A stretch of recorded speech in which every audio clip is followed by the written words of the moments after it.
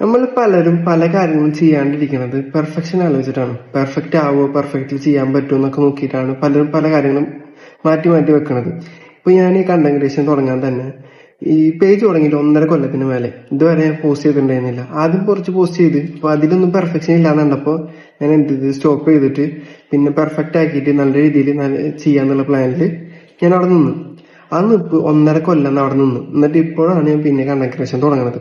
അപ്പൊ അതാണ് ഇപ്പോഴും ഒറ്റ വീഡിയോസ് ഞാൻ പെർഫെക്റ്റ് അല്ല ചെയ്യുന്നത്. അപ്പൊ ഓരോ വീഡിയോസിലും ഓരോ ഇമ്പ്രൂവ്മെന്റ്സ് ഉണ്ടാവും. അപ്പൊ ഇപ്പൊ ഞാൻ സംസാരിക്കുമ്പോൾ ഉള്ള ഇമ്പ്രൂവ്മെന്റ് അല്ല ഞാൻ ആദ്യം സംസാരിക്കുമ്പോണ്ടായിരുന്നത്. ആദ്യം ഞാൻ ടേക്ക് എടുക്കുന്നത് കുറെ ടേക്ക് എടുത്തിട്ടാണ് സംസാരിച്ചിരുന്നത്.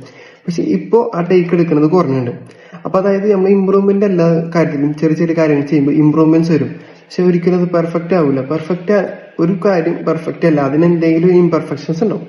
അപ്പൊ അത് മനസ്സിലാക്കിയിട്ട് എന്ന് വർക്ക് ചെയ്യാൻ പറ്റുമോ, അല്ലെങ്കിൽ നമുക്ക് ഇഷ്ടമുള്ള കാര്യം ചെയ്യാൻ പറ്റുമോ? ഒരിക്കലും 100% പെർഫെക്റ്റ് അല്ല ഒരു കാര്യം.